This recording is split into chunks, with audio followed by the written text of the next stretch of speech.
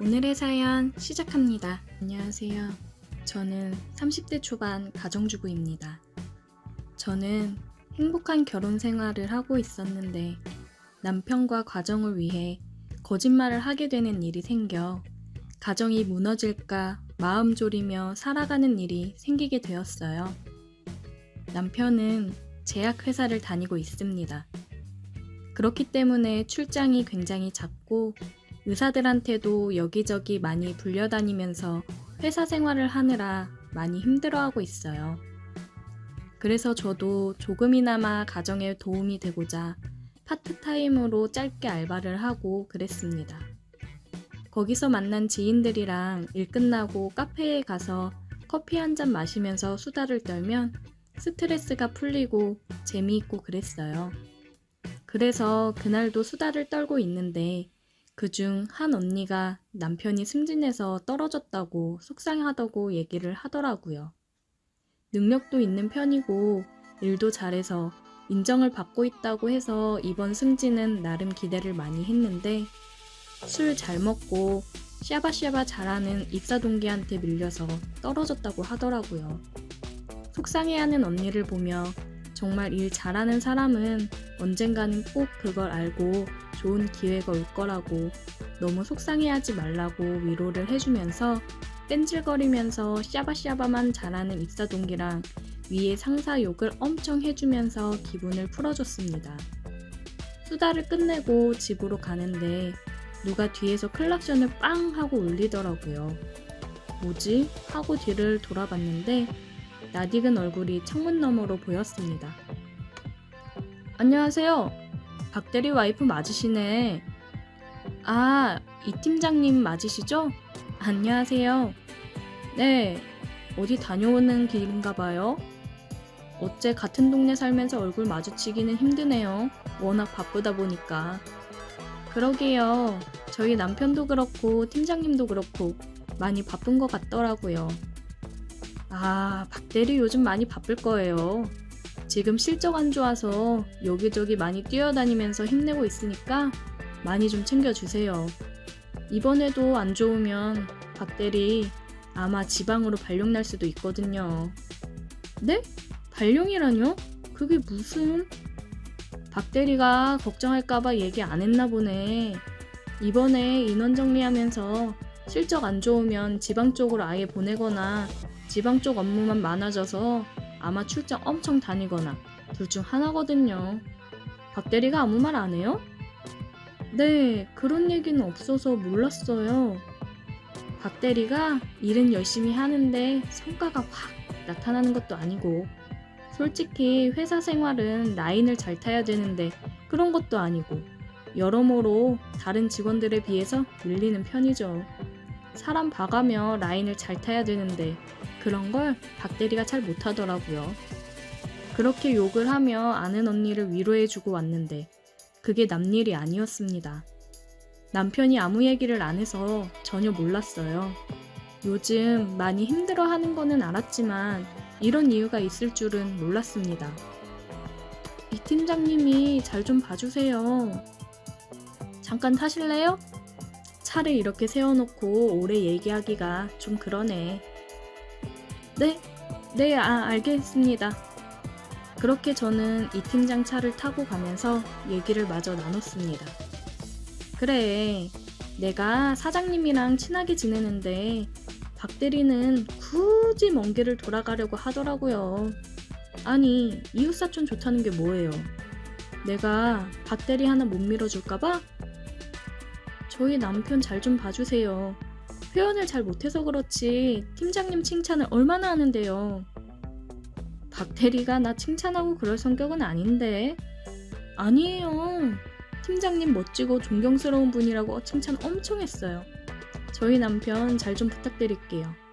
정말 밤낮 없이 요즘 계속 출장도 다니면서 열심히 하는 거 아시잖아요.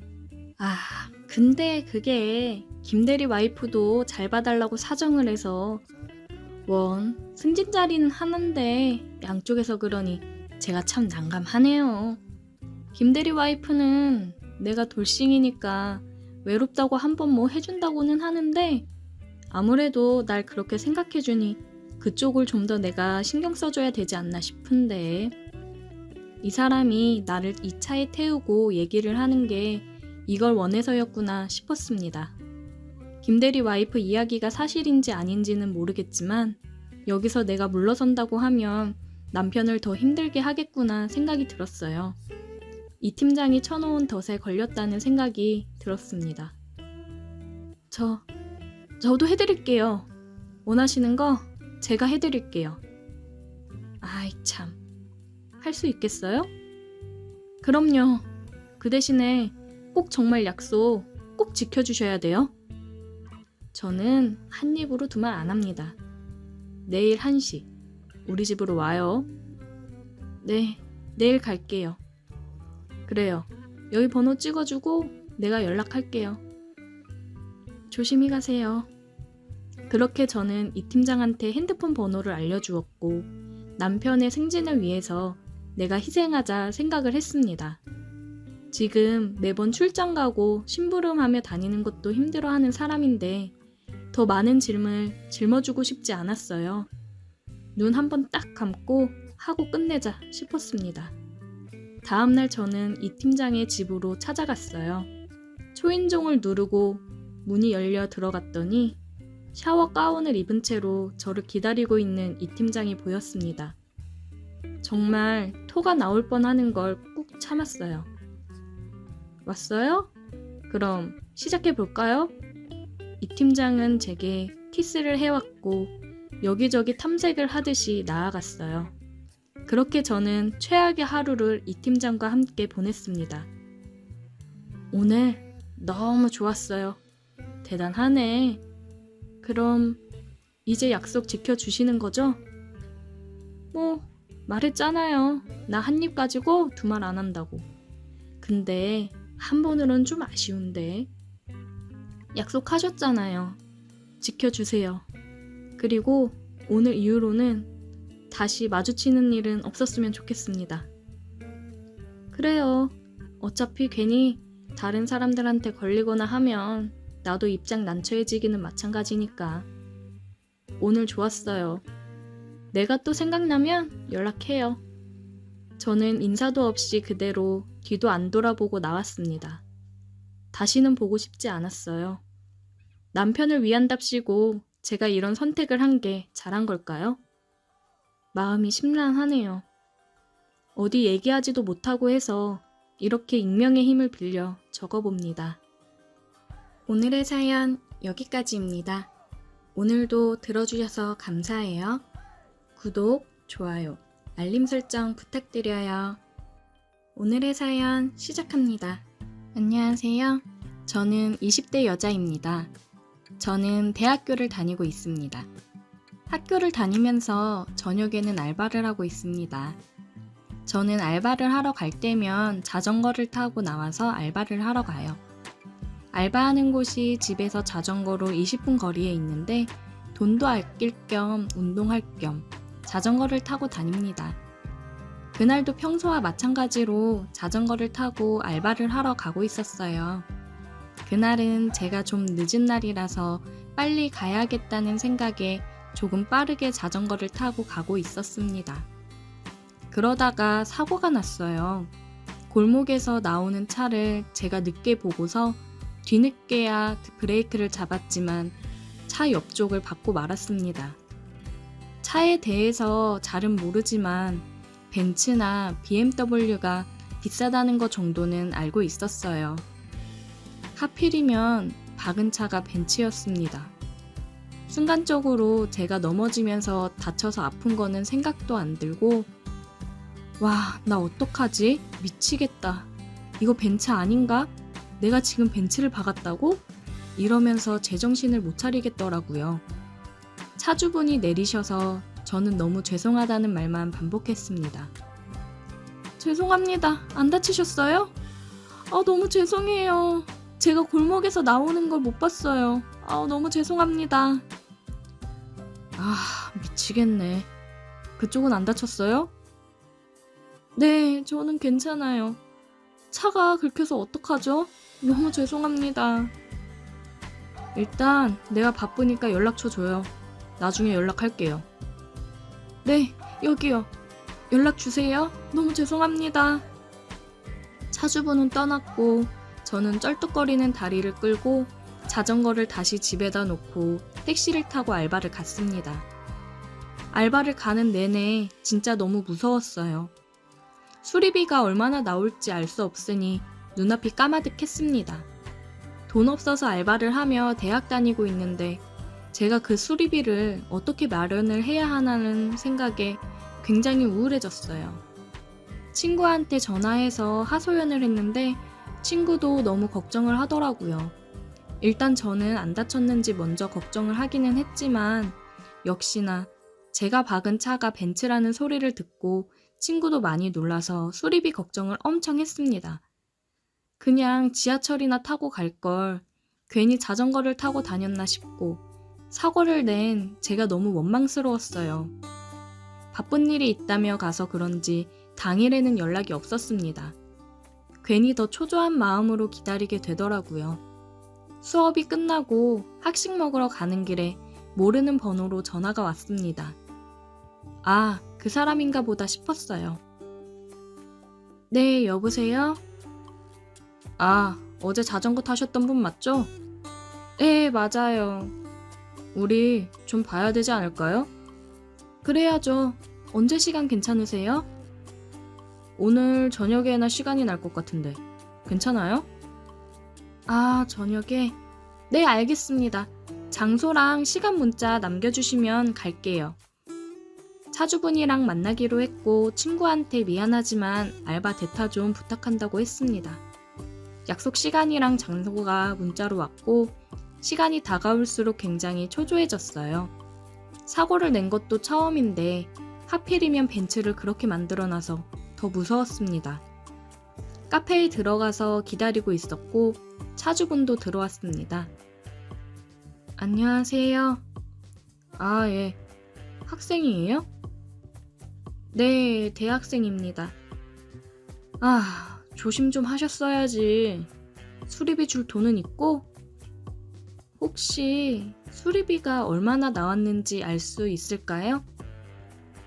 대차까지 하면 한 4,500 정도는 나올 거예요. 4,500이요?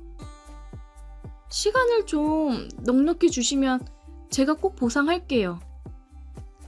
한 달 알바 해봤자 100만 원 받을까 말까인데 수리비가 4,500이라니 머리가 터질 것 같았습니다. 내가 뭘 믿고 기다립니까? 그러게 내리막길에서 속도도 안 줄이고 그렇게 빨리 내려오니까 이렇게 사고가 나는 거 아니에요. 죄송해요. 제가 알바 늦을까봐. 아, 어떡하지? 혹시 다른 걸로 수리비 대신할 수 있는 건 없을까요? 내가 대학생인 아가씨한테 다른 걸로 받을 게 뭐가 있어요? 그리고 대신 뭘 할 수 있는데요? 뭐든 할게요. 제가 당장 그 큰 돈을 마련하기는 어려워요. 뭐든? 나랑 그럼 3번 자면 수리비는 없던 걸로 해줄게요. 네? 그게 무슨... 그것 봐요. 하지도 못할 거면서 뭐든은 무슨... 됐고 5일 안으로 수리비 준비해서 연락해요. 그렇게 차주는 갔습니다. 참 막막했어요. 집에다가 얘기도 못하겠고 어떻게 하는 게 좋을지 계속 생각을 했습니다. 그냥 3번만 자면 없던 게 되는데 그냥 그렇게 할까 싶었어요. 나이는 한 40대 정도 된 것 같아 보였는데 생긴 것도 나쁘지 않았고 그냥 눈 감고 3번 하고 퉁치는 게 낫지 않나 생각이 들더라고요. 지금 남자친구가 있는 것도 아니고 양심에 찔릴 일도 없고요. 주어진 5일의 시간 동안 많은 고민을 했습니다. 정말 스트레스 때문에 이 짧은 기간에 살이 3kg나 빠졌더라고요. 약속한 날짜가 되어서 저는 마음을 굳게 먹고서 전화를 했습니다. 여보세요? 안녕하세요. 저 그때 사고 냈던 사람인데요. 네, 돈은 준비됐어요? 아니요. 저 그때 얘기하셨던 거 아직 유효한가요? 네? 뭐가요? 그때 3번 자면 없던 걸로 해주신다고 하셨던 거요. 아, 진짜 하게요? 네, 제가 진짜 돈을 준비하기 힘들거든요. 3번 하면 수리비 없던 걸로 해주실 수 있어요? 좋아요, 그럼. 오늘 볼래요? 네, 그럼 오늘 어디로 가면 될까요? 문자 남길게요. 문자를 받고 오라는 장소로 시간 맞춰 갔습니다. 호텔은 한 번도 못 가고 항상 모텔만 갔었는데 돈 많은 사람이라 그런지 호텔로 오라고 하더라고요. 알려준 호스를 찾아 벨을 눌렀습니다. 진짜 왔네요. 네, 안녕하세요. 들어와요. 나는 씻었는데 씻고 나올래요? 네. 저는 가방을 내려놓고 화장실로 들어갔어요. 막상 오니까 심장이 떨렸습니다. 샤워를 하고 가운을 입고 나갔어요. 침대 끄트머리에 살포시 앉았고 차주는 제 옆으로 와 앉아서 얼굴을 잡고 돌려 키스를 했습니다. 눈을 질끈 감았고 키스를 하는데 나쁘지 않았어요. 키스를 굉장히 잘하더라고요. 키스를 하면서 침대에 누웠고 가운을 쓱 풀었습니다. 천천히, 때론 세게. 우리는 뜨거운 시간을 보냈어요. 솔직히 나이가 많아서 별로일 거라 생각했고 빨리 끝내자고 생각을 했는데 오히려 더 하고 싶었습니다. 연륜에서 나오는 무언가가 있다고 해야 될까? 너무 좋았어요. 전에 만났던 남자친구들은 정말 비교도 안 됐습니다. 여자가 뭘 좋아하는지 잘 알더라고요. 그리고 빨리 끝날 거라 생각했는데 체력이 장난이 아니더라고요. 대단했습니다. 오늘 좋았어요. 네, 저도요. 데려다 줄까요? 그러면 감사하죠. 차주가 집에 데려다줘서 편히 왔습니다. 생각보다 젊은 마인드를 가졌고 대화를 하다 보니 나쁘지 않더라고요. 하는 말로는 솔직히 말해서 제가 마음에 들어서 제안했던 거였는데 선뜻하겠다고 할 줄 몰랐다고 하더라고요. 돈 많은 사람이야 그렇게 생각하겠지만 저같이 돈 없는 대학생은 정말 어쩔 수 없다고 얘기를 했어요.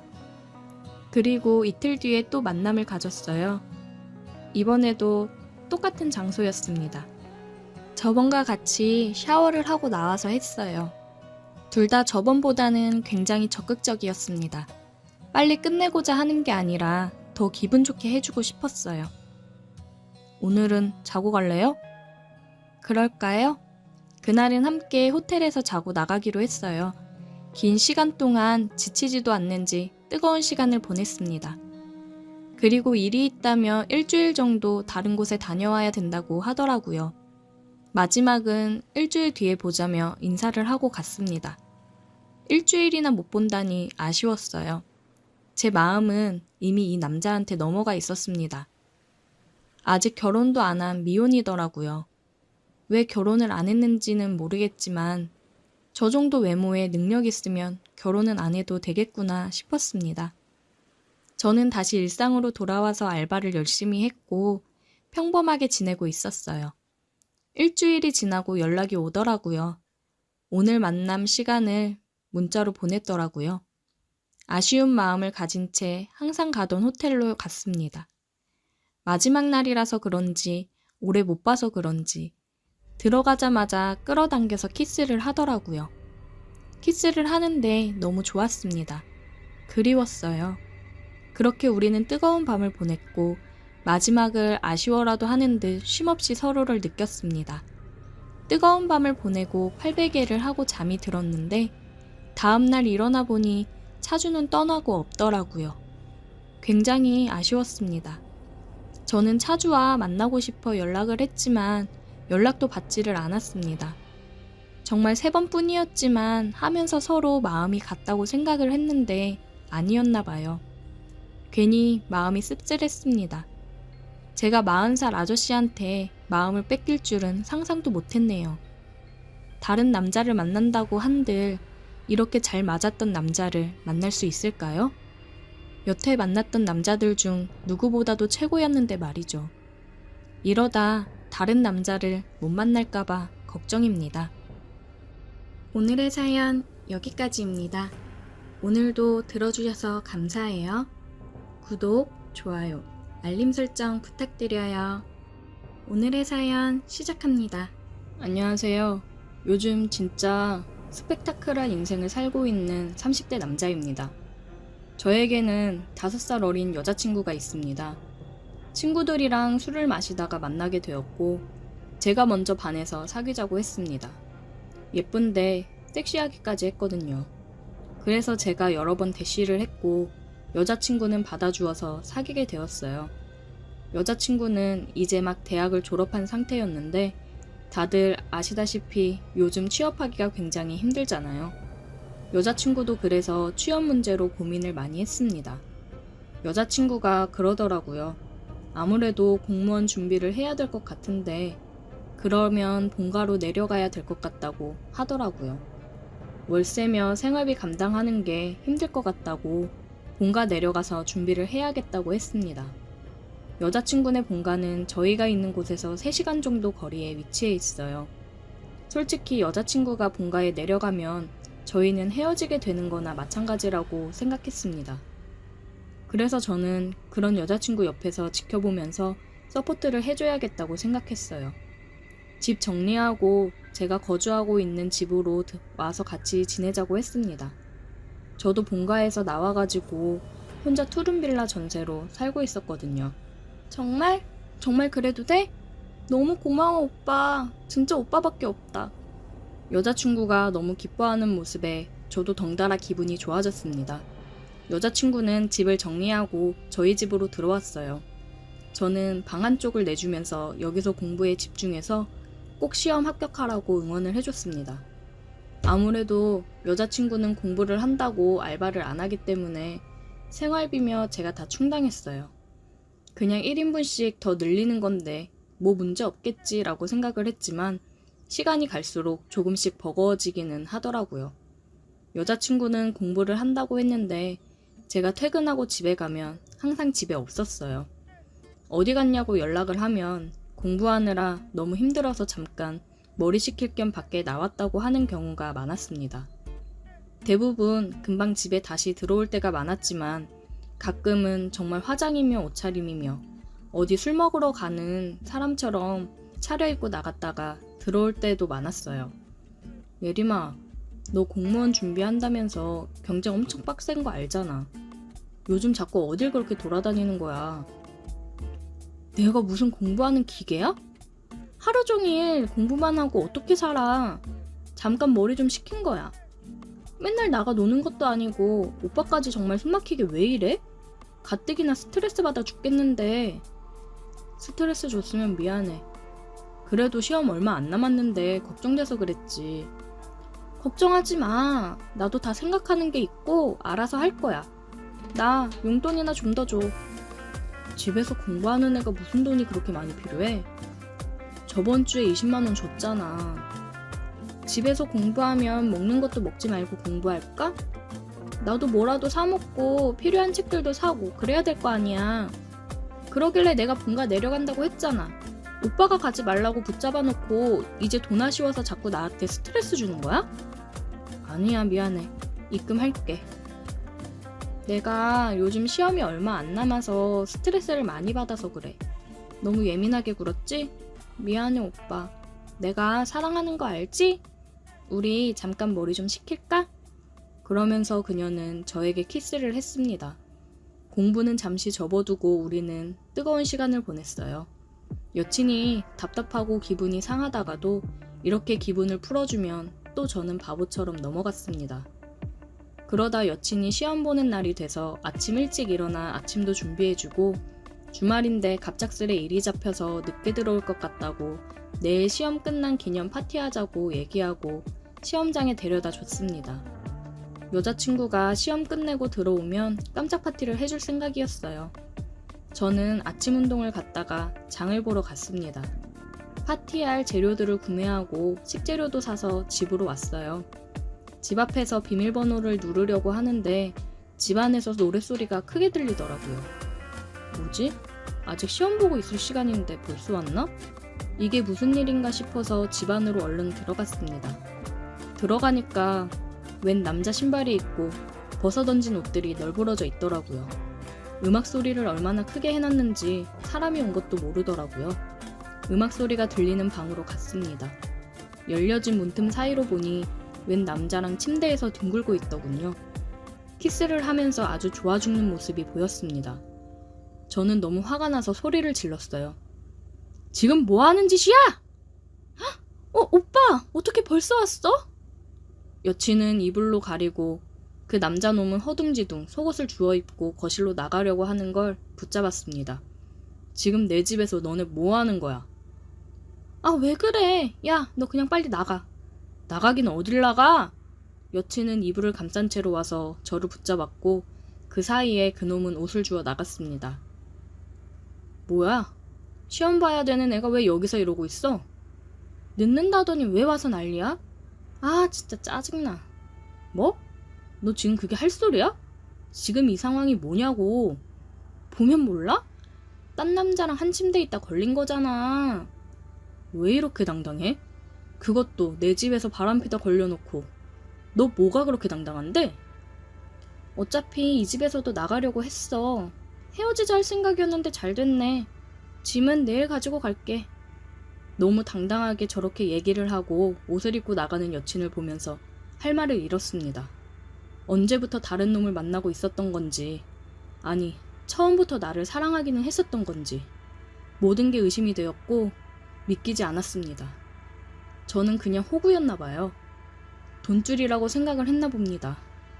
너무 화가 나는데 화를 내려고 해도 잘못이 없다는 듯이 당당한 사람한테 무슨 화를 낼 수가 있겠어요.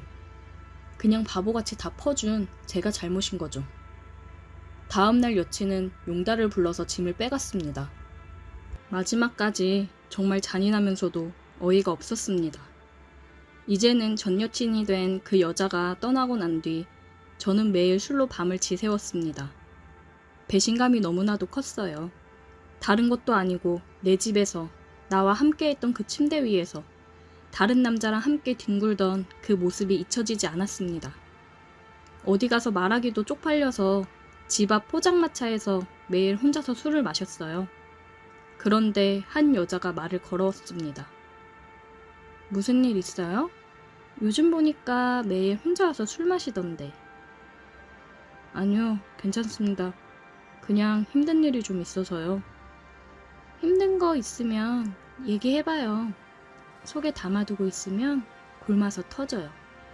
내가 들어줄게. 저는 그녀의 말에 뭐에 홀린 듯 상황을 다 얘기했습니다. 어딘가 하소연을 할 곳이 필요했나 봐요. 그년 아주 몹쓸 년이네. 지금이라도 알아서 천만다행이라고 생각해요. 그래도 배신감이 너무 크네요. 힘들어요. 그녀는 저 대신 욕을 해주면서 대신 분풀이를 해주었습니다.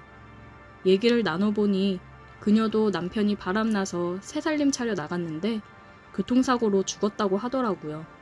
그래서 일찍이 과부가 되었다고 했습니다.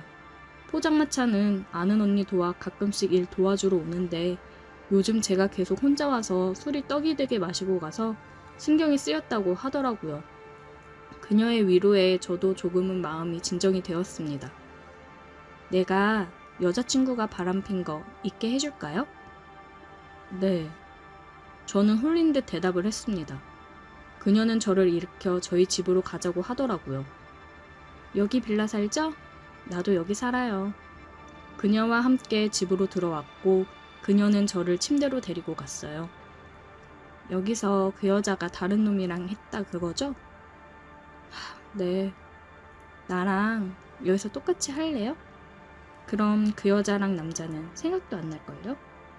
저는 이게 지금 무슨 소리인가 싶었습니다. 실은 나 전부터 그쪽 지나가다가 봤었는데 계속 마음에 들었거든요.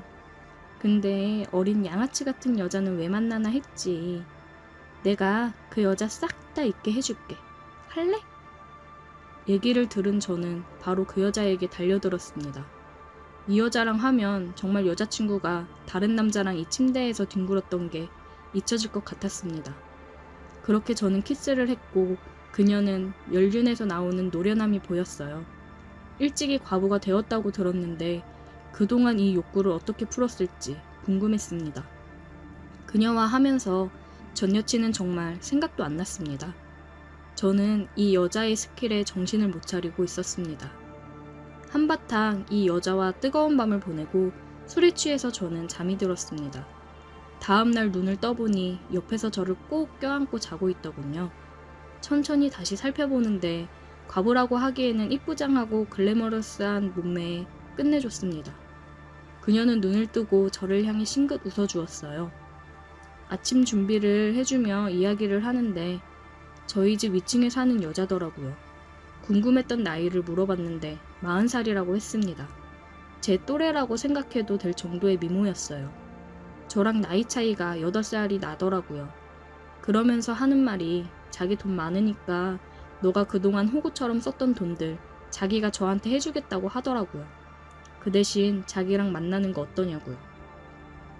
과부가 얼마나 외로운지 알지? 나 어젯밤에 너무 좋았는데. 자긴 어때? 계속 만나볼래? 네, 좋아요. 저는 생각할 것도 없이 바로 좋다고 대답했습니다. 어젯밤이 진짜 살아오면서 겪었던 밤 중에 가장 좋았던 밤이었어요. 이 여자 덕분에 제가 홍콩에 다녀온 기분이었습니다. 그렇게 저희는 만남을 가졌고 그녀는 말했던 것처럼 저에게 이것저것 많이 해주려고 하더라고요. 돈 많은 여자는 만나본 적이 없어서 색달랐습니다. 언제까지 이 관계가 지속될지는 모르겠지만 바람핀 여친을 떠나보내고 이런 행운이 저에게 찾아온 게 오히려 감사한 일이 되었네요. 다들 돈 없는 어린 여친 만나다 뒤통수 맞지 마시고 돈 많은 여친 만나서 행복하게 사십시오. 오늘의 사연 여기까지입니다. 오늘도 들어주셔서 감사해요. 구독, 좋아요, 알림 설정 부탁드려요.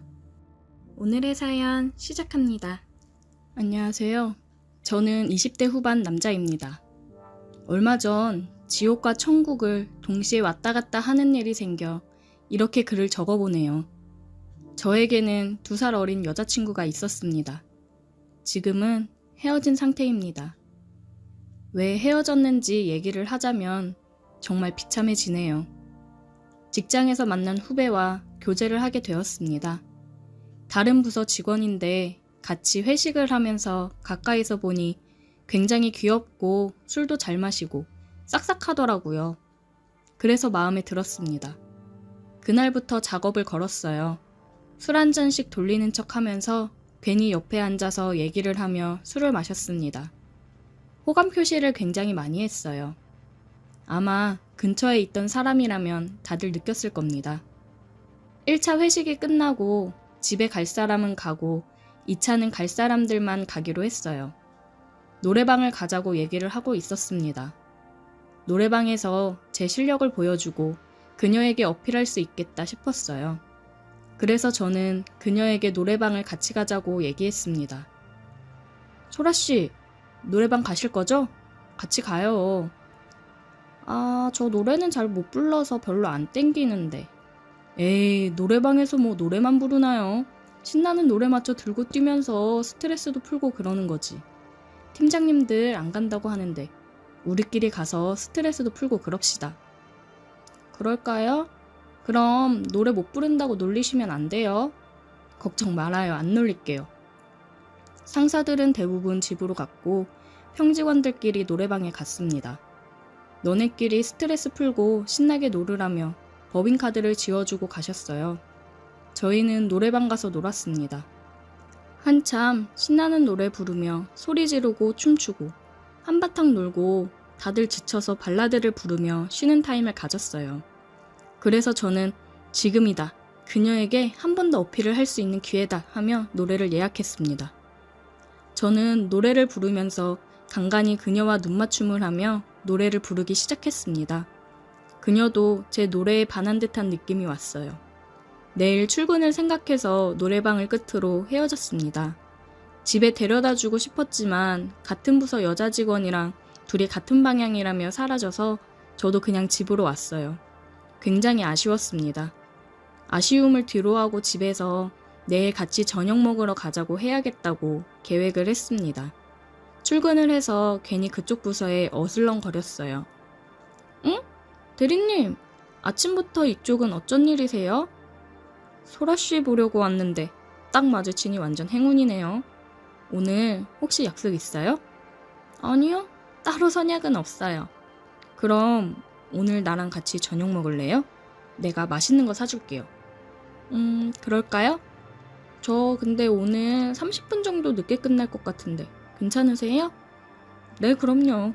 그럼 주차장에서 기다릴게요. 일 끝나고 내려와요. 네, 이제 얼른 자리로 가세요. 오늘도 수고하고 이따 봐요. 저녁 약속을 받아준 것만 해도 그녀도 저에게 관심이 있다고 생각을 했습니다. 퇴근 시간이 되기만을 기다렸고 퇴근 후 저는 주차장에 내려가서 차에서 기다리고 있었어요. 한 40분쯤 지나고 그녀가 내려왔습니다. 죄송해요, 대리님. 너무 늦었죠? 생각보다 일이 늦게 마무리가 돼가지고. 아니에요, 괜찮아요. 배고프겠다. 맛있는 거 먹으러 얼른 가요. 그녀를 데리고 뭐 먹고 싶은지 물어보다가 일식을 좋아한다고 해서 룸이 있는 일식집으로 갔습니다.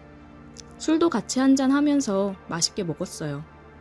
회사 얘기를 시작으로 개인적인 얘기를 하면서 조금씩 가까워졌습니다. 술이 한두 병씩 늘어날 때마다 우리 사이는 점점 더 가까워졌어요. 지금이 고백을 할 타이밍이구나 생각을 했습니다. 소라씨, 나 어떻게 생각해? 대리님이요? 착하고 재밌는 사람? 남자로는 매력이 없나? 나 소라씨랑 제대로 만나보고 싶은데. 글쎄요, 남자로서 매력은 해봐야 알지 않을까요? 술을 먹어서 그런 건지 아니면 원래 이런 성격이었던 건지 굉장히 도발적인 여자였어요. 내가 그럼 얼른 증명해줘야겠네. 그녀랑 눈을 마주치고 웃으며 모텔로 향했습니다. 모텔에 도착한 그녀는 그동안 내가 회사에서 봐왔던 여자가 맞나 싶을 정도로 섹시하면서도 도발적이었습니다. 우리는 뜨거운 키스를 나눴어요. 그리고 서로를 탐했습니다. 제가 또 기가 막히게 하거든요. 제 스킬에 홍콩 간 여자가 한둘이 아닙니다. 헤어진 전 여친들한테서 아주 가끔씩 연락이 올 때도 있어요. 네가 그립다면서요. 무튼 저는 그녀의 환심을 사기 위해서 그녀의 기분을 아주 좋게 만들기 위해 열심히 했습니다. 그렇게 우리는 뜨거운 밤을 보내고 함께 아침을 맞이했어요. 어때? 나랑 만날 생각은 생겼어? 응, 완전. 한 번 더 할까? 우리는 밤낮 할 거 없이 뜨거운 시간들을 보냈습니다. 굉장히 저랑 잘 맞는다고 생각을 했어요. 회사에서도 눈만 마주쳐도 서로 불타올라 어쩔 줄을 몰랐습니다. 3개월 정도를 행복하게 연애를 했습니다.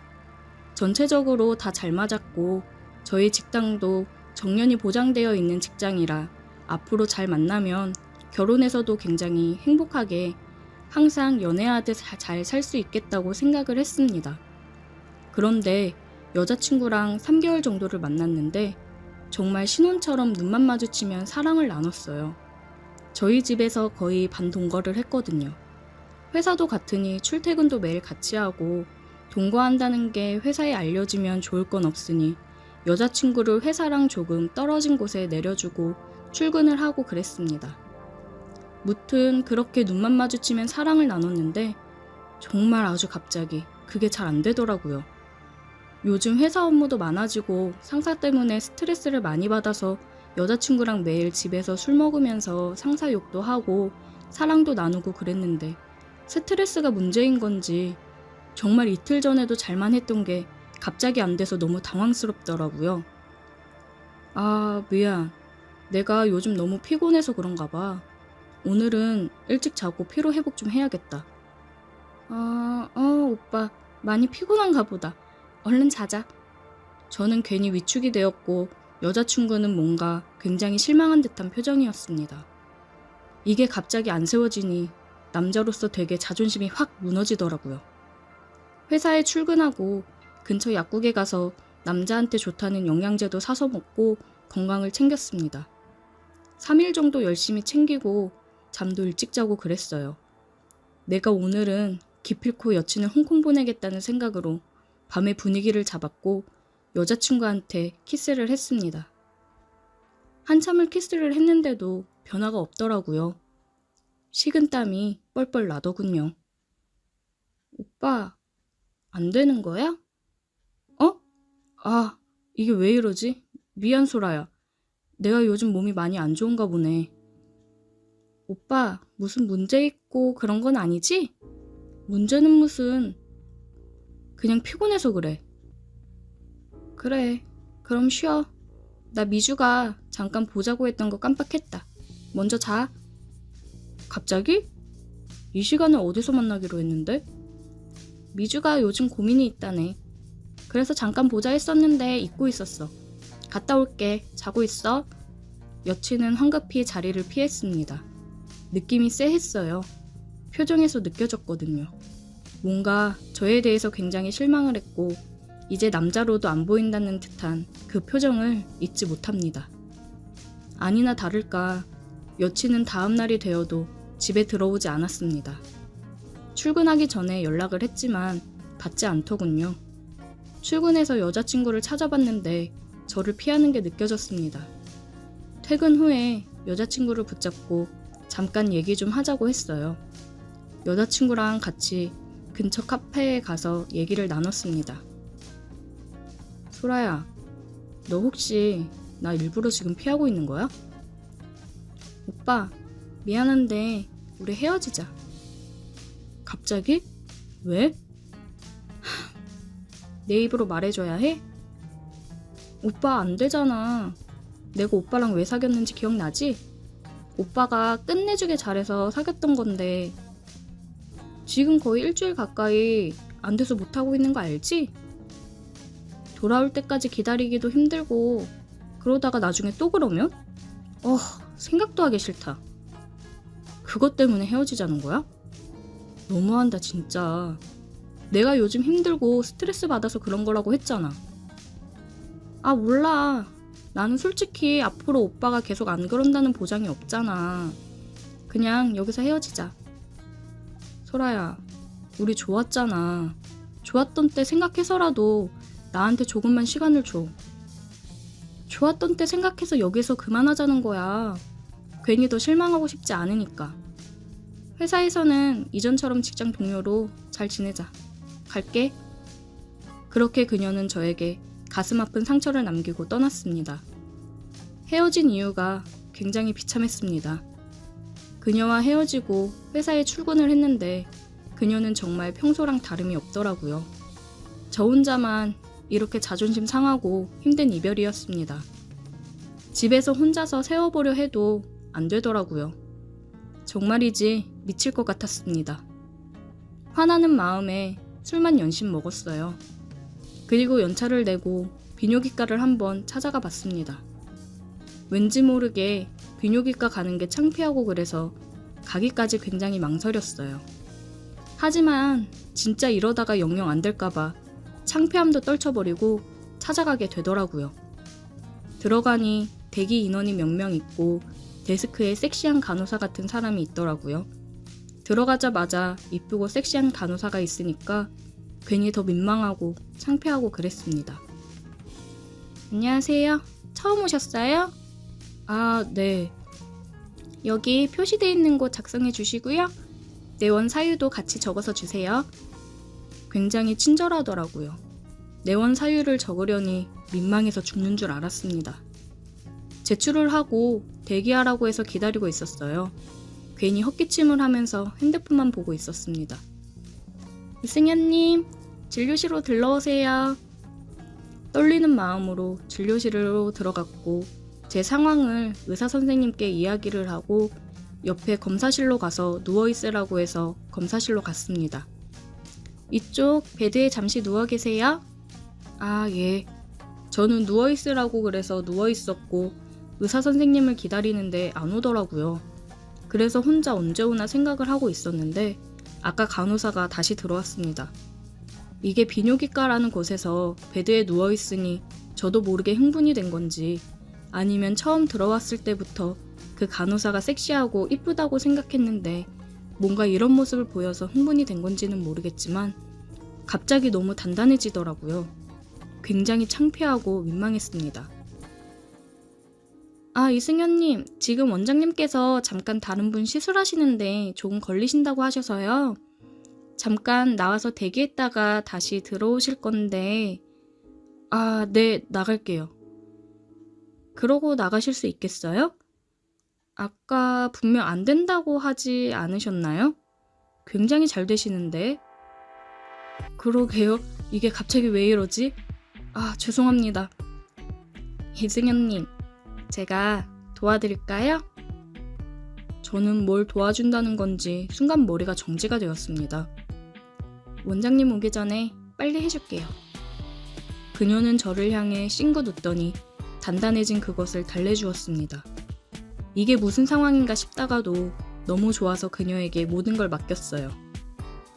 나가서 대기하세요. 그녀는 또 한 번 싱긋 웃으면서 다시 대기하고 있으라고 하더라고요. 저는 다시 대기를 했고 원장이 와서 검사실로 다시 들어갔습니다.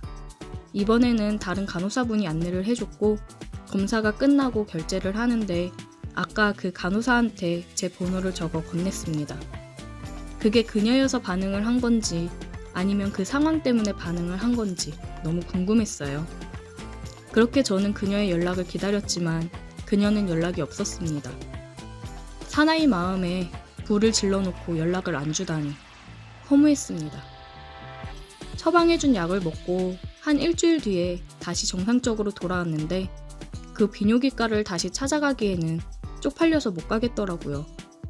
혼자 생각하기로는 그녀가 그때 저에게 마법을 걸어주어 다시 제 기능을 하게 된 건 아닐까 생각이 듭니다. 진짜 남자 인생에 이게 안 된다는 건 정말 크나큰 수치입니다. 다들 스트레스 너무 받지 말고 관계도 적당히 하면서 사세요. 정말 후회합니다. 오늘의 사연 여기까지입니다. 오늘도 들어주셔서 감사해요.